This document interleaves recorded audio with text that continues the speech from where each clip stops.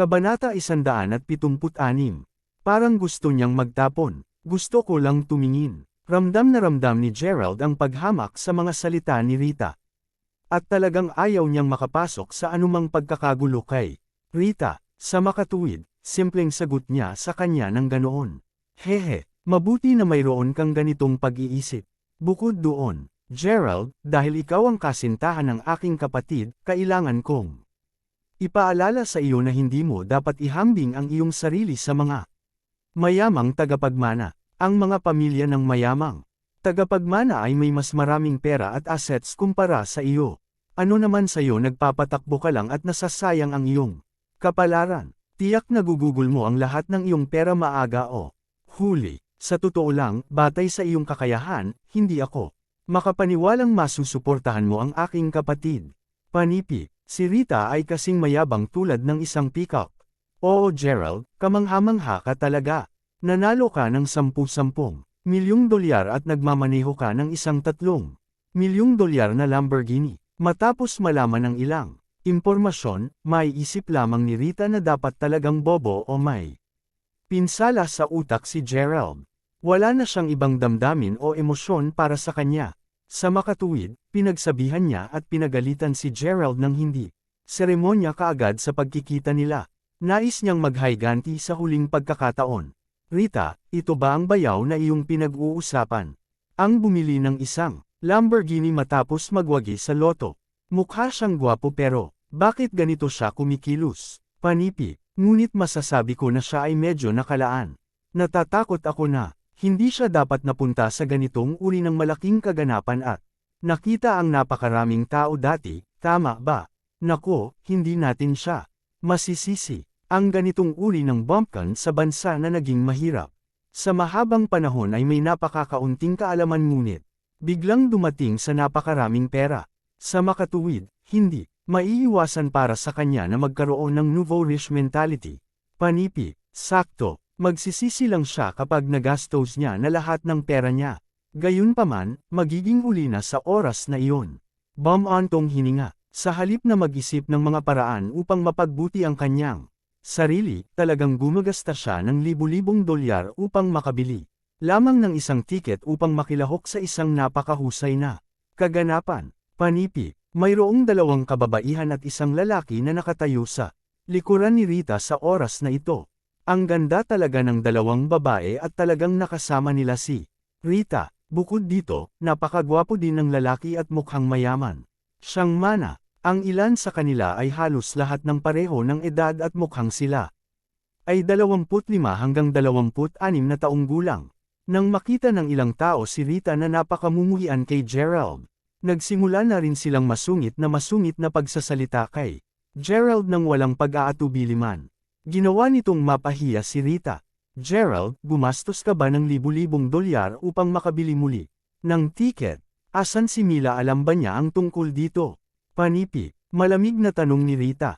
Alam niya ang tungkol dito. Sabay pa kaming nag-dinner kagabi.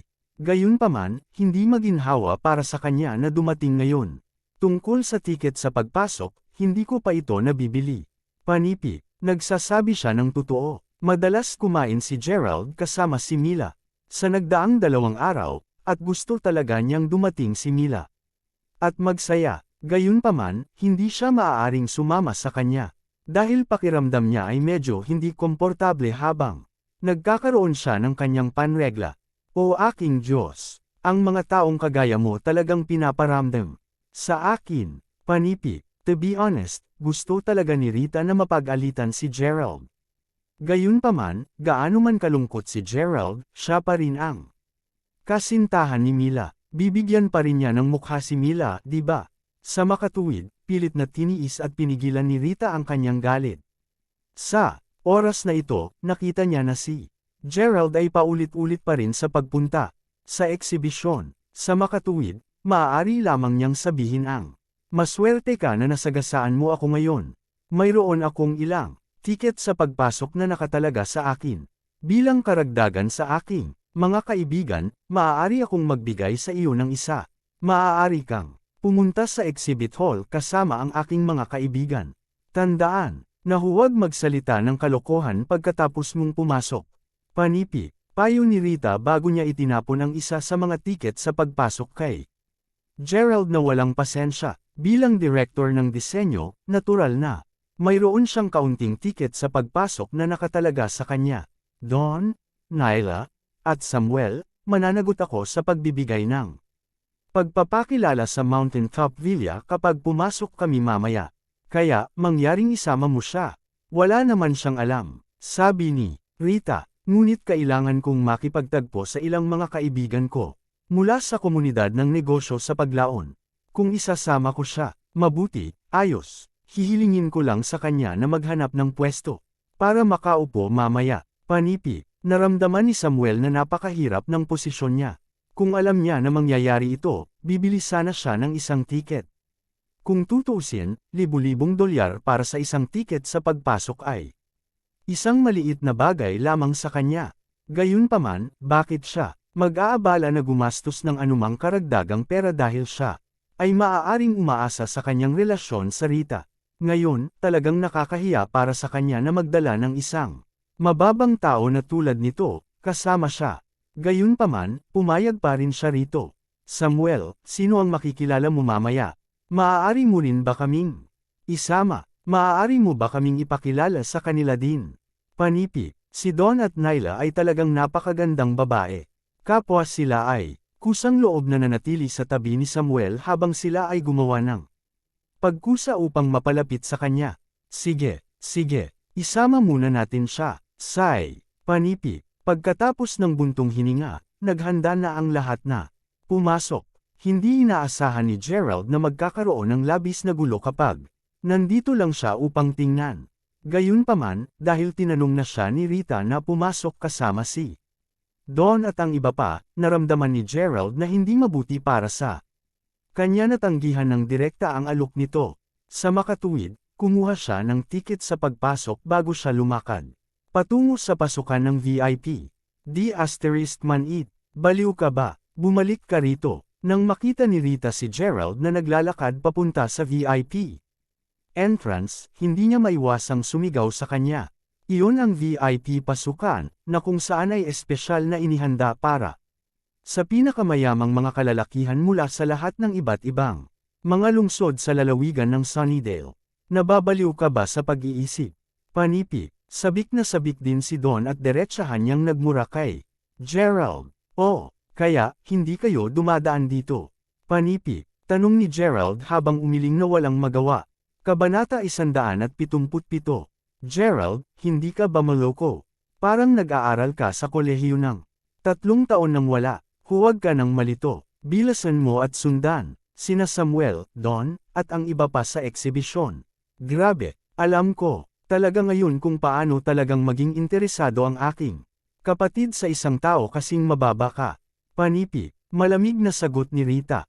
Wala nang nagnanais na ipagpatuloy ang pakikipag-usap tungkol sa bagay na ito. Kung tutuusin, napahiya din si Gerald sa oras na ito. Sa makatuwid, wala siyang pagpipilian kundi ibalewala si Yol at sinundan si Samuel at ang iba pa sa eksibisyon. Ang daanan ng VIP at ang ordinaryong daanan ay may iba't ibang mga posisyon sa pagkakaupo. Ang mga pumasok mula sa daanan ng VIP ay pawang nakaupo sa harap na hilera ng exhibit hall.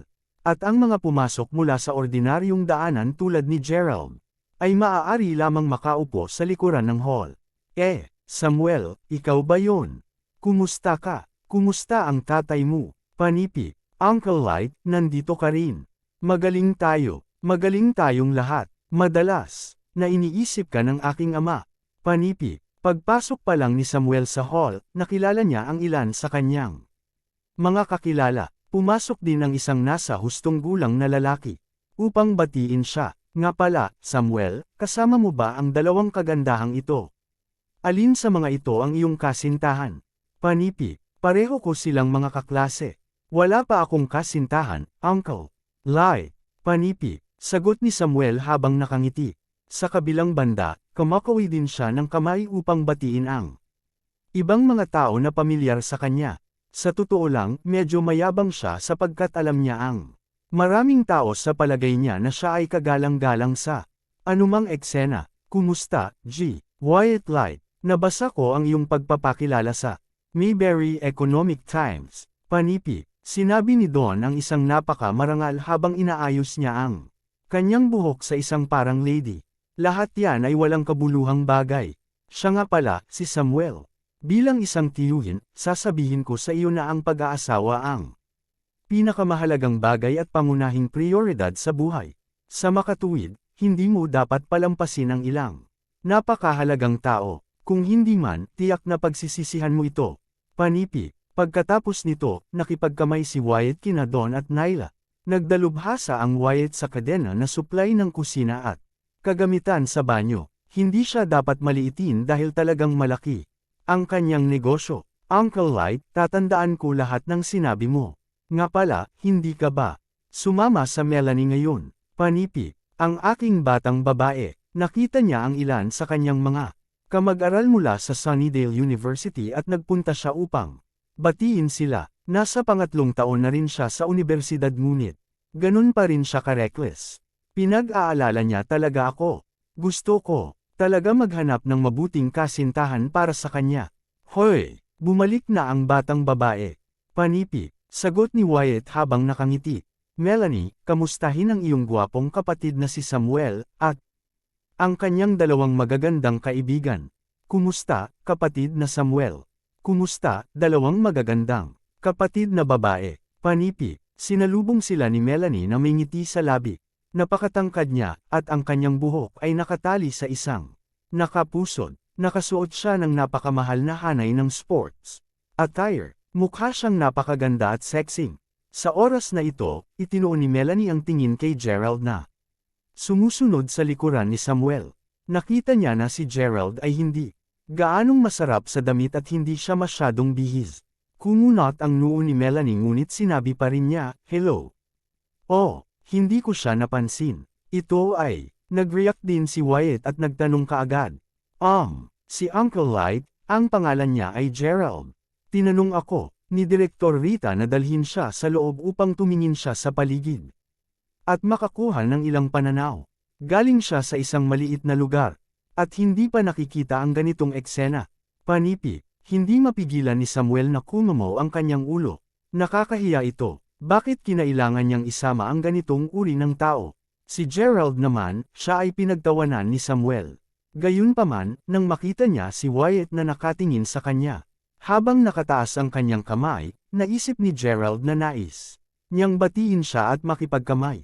Sa makatuwid, naisip ni Gerald na magiging bastos sa kanya na hindi ibalik ang pagbati. Tumango si Gerald habang nakangiti sa kanya bago pa niya itinaas ang kamay. Hindi niya inaasahan ang lahat. "Well, Samuel, makakasama mo si Uncle Light ngayon.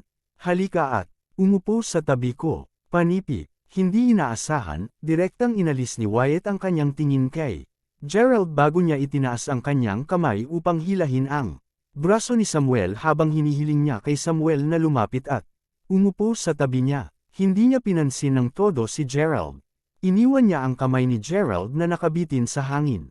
Nakakahiya talaga. Halatang nawala din ang interes ni Melanie kay Gerald at simpleng umupo siya sa kabilang panig ng Wyatt. "Paf, nakakahiya ka talaga. Bakit hindi mo na ibinaba ang iyong kamay? Bakit hindi mo isipin kung sino si G.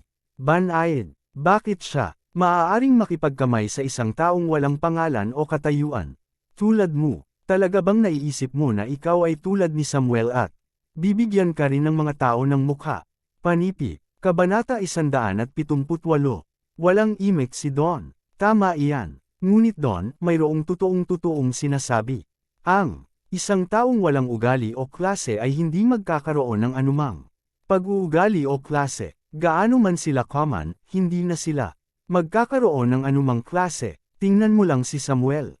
Hindi lamang siya mayaman sa bahay, ngunit mayroon din siyang napakahusay na ugali at klase. Tingnan mo ulit si Gerald. Nagwagi siya sa loto ngunit wala naman siya. Panipi, napatingin si Nyla kay Gerald at tuluyan siyang nakaimak habang umiling. Kung ang isang tao ay walang anumang kaalaman sa sarili, ano ang pagkakaiba niya mula sa isang bangkay? Parehas sa kanila ang iniisip ito. To be honest, si Gerald ay nakadarama ng isang higpit sa kanyang Dibdib ngayon, talagang hindi komportable ang pagiging snob. Sa kabila ng pagpapakita ng mabuting intensyon. Gayunpaman, nagpasya siyang umupo muna. Masasabi lang nila, kung ano ang gusto nila. Naupo si Gerald. Siyempre, nakaupo siya sa likuran. Sa oras na ito, lumingon si Melanie. Nang makita niyang nakaupo si Gerald sa likuran niya, hinabol niya ng mahigpit ang kanyang mga alis. Pagkatapos nito, tumayo siya bago siya lumakad patungo kay Samuel at ngumiti bago niya sinabi, "Kapatid na Samuel, maaari ba nating baguhin ang ating mga upuan?" Bakit mo nais magpalat ng upuan? Hindi ba masarap si Gerald na nakaupo sa likuran mo? Panipi, ayoko ng ganun. Mangyaring palitan ng mga upuan sa akin.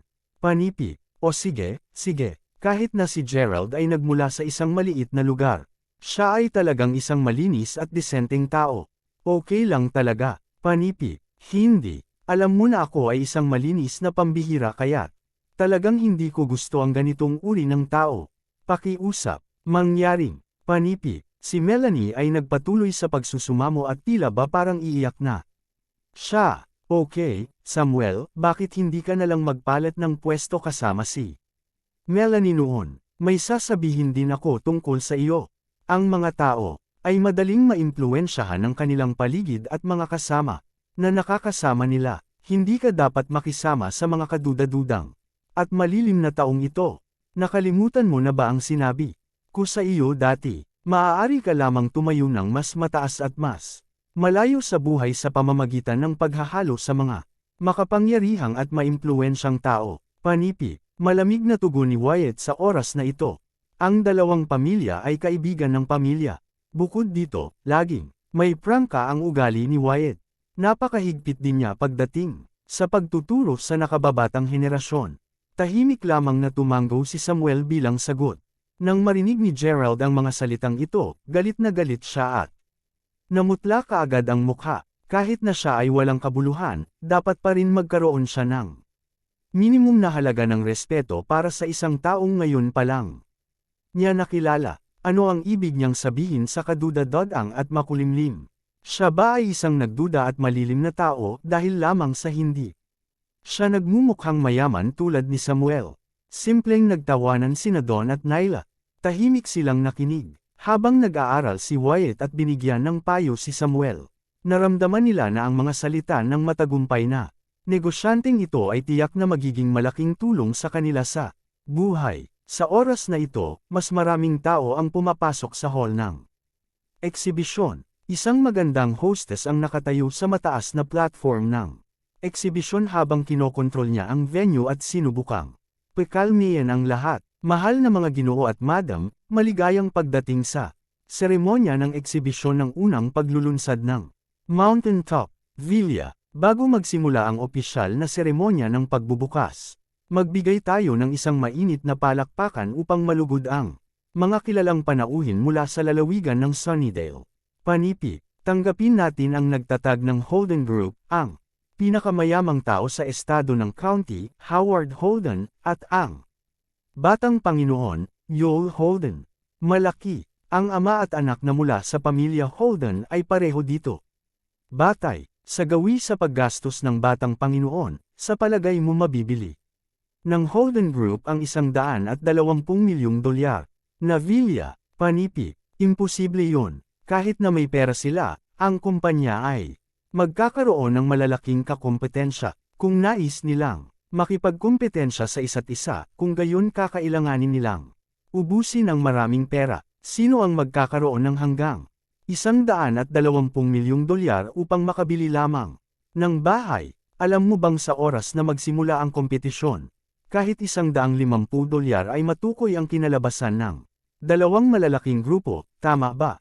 Panipi, tama iyan. Imposibleng bumili ang pamilya ng Holden sa villa. Kasalukuyan silang ang pinakamayamang pamilya sa county ng estado, ngunit marami ring iba pang mga makapangyarihang kumpanya sa estado ng county. Madali nilang magagamit ang $120 milyong na ito upang labanan ang isang mahusay na digmaang pangdepensa. Panipi, ang karamihan ng tao ay nagpatuloy na tinatalakay ang bagay na ito sa kanilang sarili. Si Yol at ang kanyang ama ay lumakad sa eksibisyon na sinusundan. Ang mga tunog na ito. Gayunpaman, may halatang marka ng palad sa mukha ni Yol. Para bang may sumampal sa kanya. Likas na alam ni Gerald na ang ama niya ang sumampal sa kanya. Para sa dahilan bakit. Ito ay maaaring dahil nagpadala ng isang text message si Gerald kay Yol kanina na nagsasaad na hindi niya siya nakita kahit saan at iyon ang dahilan kung bakit nakapasok na siya sa eksibisyon sa iba na hindi hinihintay siya. To put it bluntly, Yol got slapped dahil sa kanya. Kasabay nito, itinaas din ni Yol ang kanyang ulo upang hanapin si Gerald sa exhibit hall. Gayunpaman, sa oras na ito, mayroong 2 hanggang 300 mga tao sa hall at hindi ganoong kadali na makahanap ng ganun kadali. Kung sabagay, si Gerald ay hinaharangan ni Samuel sa oras na ito. Susunod, nais kong magbigay ng isang maligayang pagdating sa isang VIP ng kaganapan sa eksibisyon, at isang kinatawan din ng Mayberry Commercial Street, Zach Lyle. G. Lyle. Panipi. D** Manit. Nandito din si G. Lyle. Iniisip ba ni G. Lyle na bumili ng Villa? Sa palagay ko mas malamang iyon. Kung tutuusin, si G. Lyle ay wala ring katunggali sa Mayberry City. Panipi. Ang karamihan ng mga tao ay nagpatuloy sa pagtalakay sa kanilang sarili. Imposibleng bumili si G. Lyle ng Villa. Alam mo ba ang dahilan kung bakit, Samuel? Panipi. Kabanata 179. Imposibleng iyon, Uncle Light. Si G. Lyle ang pinakamayamang tao sa Mayberry City. Sa makatuwid, natitiyak kong tiyak na may kakayahan siyang bilhin ito. Panipi. Laking gulat ni Samuel. Hihihi. Ikaw ay mali. Sa nakaraan, si G. Lyle ay talagang may kakayahan. Gayunpaman, nakatanggap ako ng balita na si G. Lyle ay inilipat mula sa Mayberry Commercial Street. Ang Mayberry Commercial Street ay mapamahalaan at tatakbo ng iba sa hinaharap. Panipi. Kahit na nailipat na si G. Lyle, dinala siya ni G. Crawford. Kaya, sa oras na ito, kahit na may lakas at kakayahan siyang bilhin ng Villa, hindi niya ito bibilhin. Kaya, lumalabas na si G. Lyle ay nailipat na. Panipi. Oo, pinananatili pa rin siya ni G. Crawford sa kanyang tabi. Sa makatuwid, tiyak na pipigilan niya ang kanyang sarili ng kaunti. Panipi. Patuloy na tumanggaw si Samuel, pinapahiwatig na naintindihan niya ang sinasabi ni Wyatt. Kuya Samuel, Tatay, ano ang pinag-uusapan ninyong dalawa? Sino? Itong G. Crawford. Bakit hindi mo pa siya nabanggit sa akin kanina? Panipi. Tanong ni Melanie na napakausisa niya sa oras na ito. Maaari niyang sabihin na itong G. Crawford ay napakahanga at makapangyarihan sa pamamagitan lamang ng pakikinig sa kanilang pag-uusap. Tila nagmamay-ari ang buong Mayberry Commercial Street. Parehong natigilan sina Don at Nyla. Hindi pa sila nahantad sa ganitong uri ng impormasyon at likas na naging interesado sila sa bagay na ito. Siyempre, hindi ko pa nasasabi sa iyo ang tungkol dito. Ito ay dahil nalaman lamang ng iyong ama ang katotohanan ito kahapon. Ang ilan sa aking mga kaibigan ay nagsabi sa akin tungkol sa kwento ni G. Crawford. Siyempre, si Zach ay napakahanga rin at may kakayahang tao ngunit nagtatrabaho lamang siya para kay G. Crawford. Ang buong Mayberry Commercial Street ay pagmamay-ari ni G. Crawford. Panipi. Diyos ko. O Diyos ko. Panipi. D** Manit. Natigilan sina Melanie, Don, at Nyla. Bukod doon, narinig mo na ba ang tungkol kay Yol dati? Tanong ni Wyatt habang ngumiti siya ng mapait. Oo naman, kilala ko si Yol. Siya ay isang nangungunang mayaman na tagapagmana. Siya ay may isang garahe para sa lahat ng kanyang mga sports car na nag-iisa. Nagdaos pa siya ng kasiyahan para sa lahat ng mayamang tagapagmana noong nakaraan. Panipi. Sabi ni Melanie. Paano niya nalaman ng malinaw ang lahat ng ito? Ito ay dahil naimbitahan din si Melanie sa pagdiriwang. Gayunman, nagkataon na nagkaroon siya ng kanyang panahon sa araw na iyon at hindi siya makapunta dahil sa sobrang sakit. Ito ay isang napakalaking panghihinayang para sa kanya dahil walang gaanong mga batang babae na hindi sumasamba kay Yol. Hihihi. Si Joel ay talagang godbrother ni G. Crawford. Ang pamilya Holden ay malapit ding nauugnay sa pamilyang Crawford. Iyon ang dahilan kung bakit sila maaaring bumangon ng labis at maging pinakamayamang pamilya sa estado ng county sa loob ng ilang taon. Panipi, bumungad ang bibig ni Samuel at ang iba pa dahil sa pagkabigla.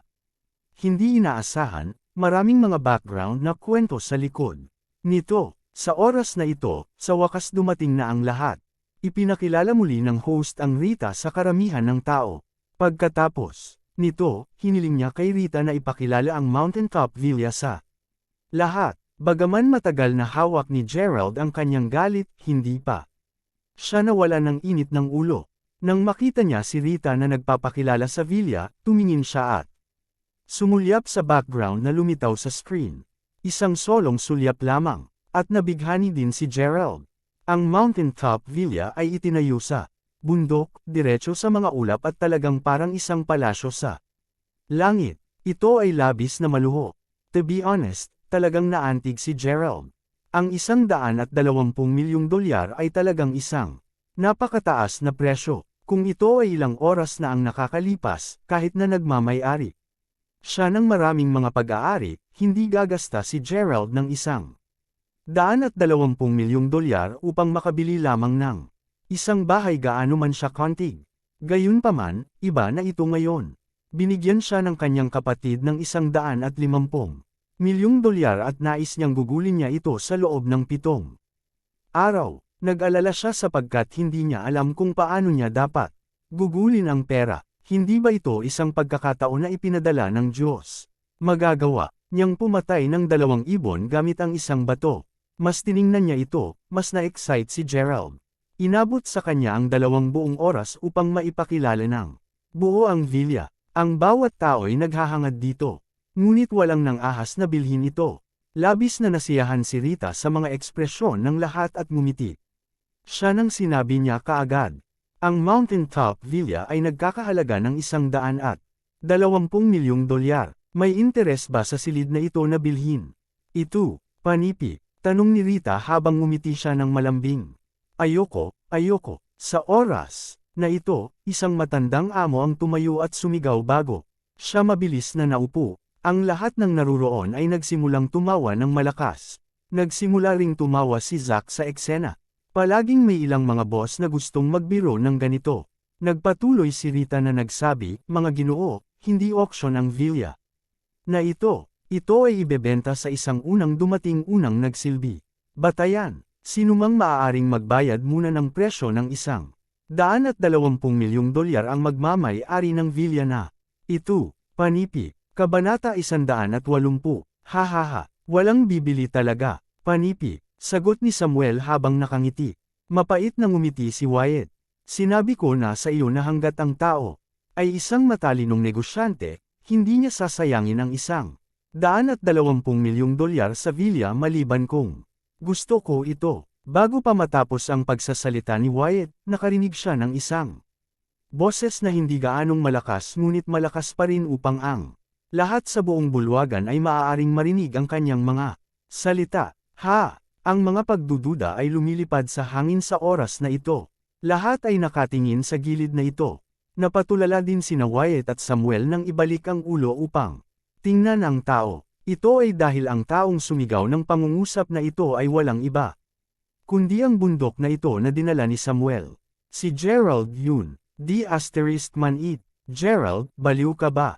How dare you sumigaw ng sobrang yabang? Alam mo ba kung ano ang mangyayari kung sinabi mong bibilhin mo ang villa ngunit mayroon ka bang sapat na pera upang mabayaran ang villa? Panipi, tapos na. Wala siya rito upang makakuha ng pananaw.